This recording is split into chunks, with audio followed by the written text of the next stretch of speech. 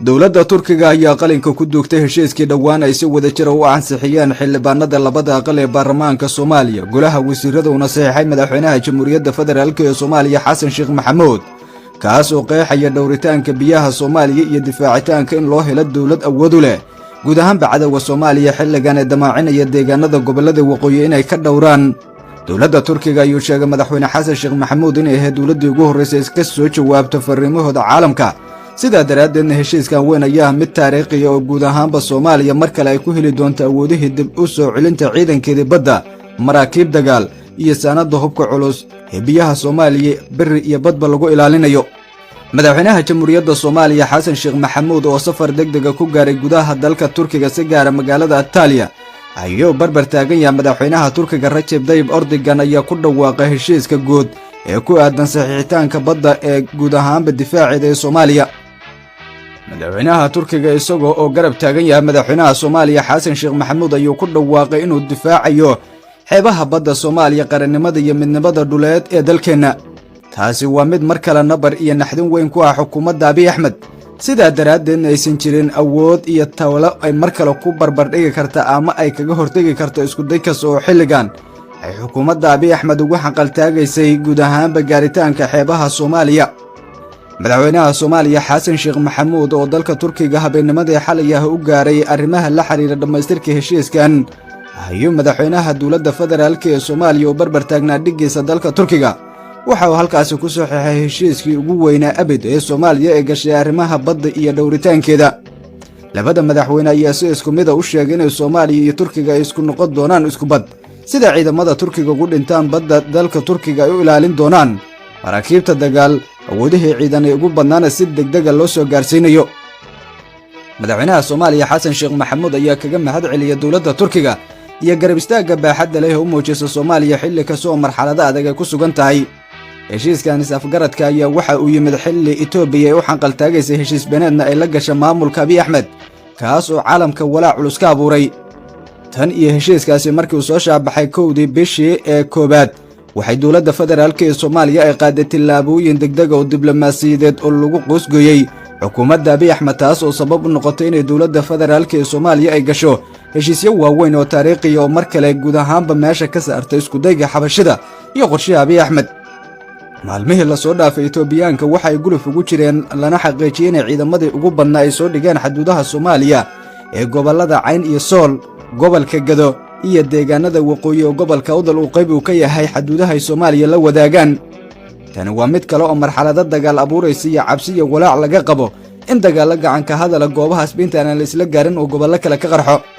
Turkiga waxay maraakiibta dagaalka hubka culus xambaare ee badda u soo diraysa Soomaaliya iyagoo si degdeg ah ku gaari doona Saylac iyo Awdal taas oo mar kale naxdin iyo walaac ku abuuraysa xukuumadda Abiy Ahmed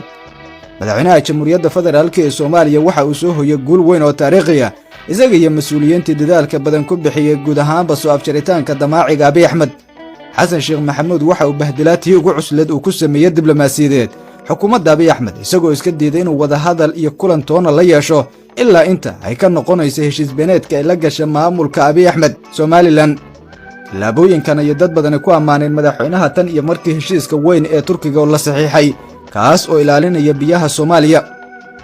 Turkiga waa mid ka mid ah dowladaha Soomaaliya dhinacyada dhaqaalaha diblomaasiyadda iyo sidoo kale tababarada ciidamada iyo dhinacyo kale oo caafimaadka ugu horeeya ka taageero taasi oo mar kale qeexaysa in labada dal ay wada galeen heshiis weyn oo 10 sano ka kooban oo ciidamada badda Soomaaliya dib lagu soo dhisay intay amnigeeda la wareegayaanna Turkiga mas'uul ka noqon doona ilaalinta amniga Soomaaliya isagoo kheyraadka baddeena 30% qaadan doona sida la sheegay si kastaba ha ahaatee qorshahan xasaasiga ee mar kale kulamada adag ee ka bilowda gudaha Turkiga ayaa kuwa u qoysganaya xukuumadda Abiy Ahmed aan marnaba farxad gelinayn ra'iisul wasaaraha Itoobiya waxa uu ku sugan yahay gudaha dalka Kenya Xasan Sheekh Maxamuud oo halkaasi tagana mar kale ayuu sheegay in Itoobiya ay wada xaalad adag oo gobolka dagaal gelin karto dhinacyada arrimaha gobolka ka falaqooda ayaa qabay in Itoobiya ay ku jirto marxaladii ugu adkeed Abiy Ahmed uu galay dambiyo dagaal oo indhaha caalamka eegayaan markaan aysan jirin awoodo midaysan oo Soomaaliya ku weerari karo marka laga soo tago Turkiga dowladaha Masar Qatar Eritrea ayaa ku dhawaaqay dagaal culus oo ka dhana xabashida iyo damaacigeeda badda Soomaaliya taasina waxay u muuqataa mid mar kale guud ahaanba meesha ka saari doonto aragti kastoo Abiy Ahmed uu waxaan qaltaagaya gaaritaanka xeebaha badda cas Soomaaliya waxa ay mar kale niyadda ka jabisay xukuumaddaas iyadoo qaaday tillaabooyin degdeg ah oo meesha guud ahaanba looga ciribtiray isku dayga uu ku doonayo Itoobiyaanka inay ku gaaraan gobollada waqooyi marinada muhiimka ah ee badda cas ee Soomaaliya. madaxweynaha Soomaaliya Xasan Sheekh Maxamuud intuu ku sugan yahay gudaha Turkiga waxa uu ka qayb gali doonaa madasha diblomaasiyadda Antalya sidoo kalena waxa uu kulamo muhiim ah la yeelan doonaa madaxda ugu sarreeya kala duwan wuxuuda asaga wehlinayo wasiirka gaashaandhigga wasiir dawlaha arrimaha dibadda oo qayb ay ka yihiin ayagana waxay la kulmi doonaan dhigagooda iyagoo wax weyn la isdhaafsan doono. Soomaaliya tillaabada ay qaada ayaa ah mid mar kale niyad jab iyo walaac culus ku abuurtay Itoobiya taasoo horseed u noqotay inay farxad gelin xukuumadda Abiy Ahmed oo walaac culus ka muujinaysa tillaabooyinka ay Soomaaliya qaaday.